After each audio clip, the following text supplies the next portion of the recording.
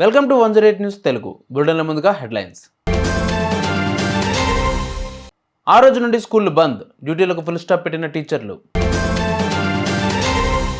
11 ఏళ్ల తర్వాత మళ్ళీ ఆ స్కూల్ టీచర్ల బదిలీలు. ఈ నెల నుండి అమలులోకి రానున్న నూతన మద్యం పాలసీ. మళ్ళీ డబ్బులు ఎగ్గొట్టిన బడాబాబులు, 2 లక్షల కోట్ల జీఎస్టీ ఎగవేత. తెలుగు డైరెక్టర్తో రాఘవ లారెన్స్ 25వ సినిమా పోస్టర్ విడుదల చేసిన సినిమా బృందం.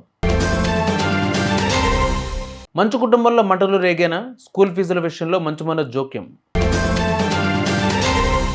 సంక్షేమ గురుకులాల్లో విద్యార్థులు టీచర్ల సమస్యలను పరిష్కరించాలని సంబంధిత జేఏసీ డిమాండ్ చేసింది. ఈ నెల 28న విధులను బహిష్కరించేందుకు పెన్ డౌన్ చెక్ డౌన్ చేపడతామని తెలిపింది. మౌలిక సదుపాయాల కల్పన, విద్యార్థులకు డైట్, కాస్మెటిక్ ఛార్జీలు పెంచాలని డిమాండ్ చేసింది. ఈ నెల 17, 18 తేదీల్లో నల్ల బ్యాడ్జీలతో విధులకు హాజరు కావాలని, 19న గురుకుల కార్యదర్శులకు హెచ్ఎంలు లేఖలు రాయాలని నిర్ణయించింది. ఎన్నో ఏళ్ల నిరీక్షణ అనంతరం మోడల్ స్కూల్ టీచర్ల బదిలీలు పూర్తయ్యాయి. 2013లో ఉద్యోగంలో చేరినప్పటి నుంచి ఒకే దగ్గర పనిచేస్తున్న వారంతా నిన్న కొత్త స్థానాల్లో చేరారు. తమకు బదిలీలు నిర్వహించాలని టీచర్లు ఎన్నోసార్లు ఆందోళన చేశారు. 2023లో బదిలీలు చేపట్టిన హైకోర్టు స్టే ఇచ్చింది. సీనియారిటీ ఆధారంగా బదిలీల పాయింట్లు కల్పించాలని ఆదేశించడంతో విద్యాశాఖ గత 2 రోజుల్లోనే ప్రక్రియ పూర్తి చేసింది. ఈ నెల 18న రాష్ట్ర కేబినెట్లో కొత్త మద్యం పాలసీపై చర్చించి 19న నోటిఫికేషన్ విడుదల చేసేందుకు ప్రభుత్వం కసరత్తు చేస్తోంది. అక్టోబర్ 1 నుంచి పాలసీని అమలు చేయాలని యోచిస్తోంది. ఆన్లైన్ లాటరీ ద్వారా షాపుల లైసెన్సులను జారీ చేయనుంది. వైసీపీ హయాంలో ప్రభుత్వ పరిధిలో షాపులు ఉండగా ఇకపై ప్రైవేటు వ్యక్తులకే అప్పగించే అవకాశం ఉంది. తక్కువ ధరకే నాణ్యమైన మద్యం అందిస్తామని సీఎం మంత్రులు ప్రకటించిన విషయం తెలిసిందే. ఫైనాన్షియల్ ఇయర్ 2022-2023లో 1.1 లక్షల కోట్ల జీఎస్టీ ఎగవేత జరగగా, ఫైనాన్షియల్ ఇయర్ 2023-24లో ఆ మొత్తం 2 లక్షల కోట్లుగా నమోదైనట్లు డీజీజీఐ వెల్లడించింది. ఆన్లైన్ గేమింగ్ రంగంలో అత్యధికంగా 81,875 కోట్ల ఎగవేత జరిగినట్లు తెలిపింది.